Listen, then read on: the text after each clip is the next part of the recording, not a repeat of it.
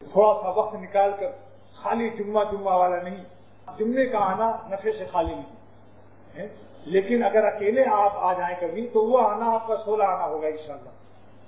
جمعے کا آنا نفع سے خالی نہیں، لیکن آپ خود سوچ لیجئے کہ 300 آدمی ہیں مثلا، تو 300 میں ہماری محبت اور نظر تقسیم ہو رہی ہے، اگر سے اکثر کی محبت کسی قابل نہیں۔ میں آپ کے حسن ظن کی وجہ سے کہتا ہوں کہ آپ تو نیک گمان رکھتے ہیں، میں تو کسی قابل نہیں، مگر آپ جو یہاں آئے ہیں حسن ظن لے کر آئے ہیں، تو اس لیے آپ سوچئے کہ اس وقت 300 انسانوں میں نظر تقسیم ہو گئی۔ تنہائی میں ملنے سے اس دل کی بات، ہم آپ سے کچھ حاصل کریں گے، آپ مجھ سے کچھ حاصل کریں گے۔ تنہائی میں اپنا غم کی بات انسان کہہ سکتا ہے، دکھ درد کی بات کہہ سکتا ہے، بیماریوں کو کہہ سکتا ہے۔ بھرے مجمع میں کیسے کوئی کہے گا کہ میں عورتوں کو بری نظر سے دیکھتا ہوں، جھوٹ بولتا ہوں، غیبت کرتا ہوں، غصے میں ماں باپ سے لڑ جاتا ہوں، سب کے سامنے کون کہے گا؟ بیوی کو غصے میں زیادہ مار دیتا ہوں، بدتمیزی کر دیتا ہوں، جتنی بھی اخلاقی کمزوریاں ہیں تنہائی میں پیش کر کے اس کا مشورہ لے لیا جائے۔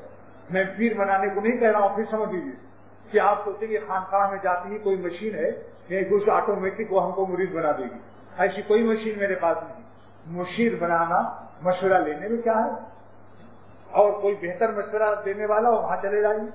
میں ایک تو قاعدہ کلیہ بیان کر رہا ہوں، مولانا تقی عثمانی، مفتی رشید احمد صاحب، مفتی علی حسن صاحب دامت برکاتہم، یہ حضرات سب ہے کراچی میں، وہاں چلے جائیے، ملیے ضرور کسی سے تنہائی میں اور مشورہ لے لیجیے تحریراً یا زبانی۔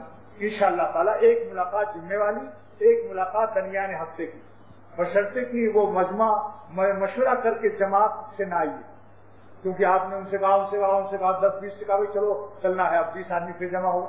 آپ کسی کو بغیر بتائے 2 تک تو گنجائش ہے، 2-3 تک بس آخری، زیادہ مجمع لے کر نہ آئیے ورنہ پھر وہی بات ہو جائے گی۔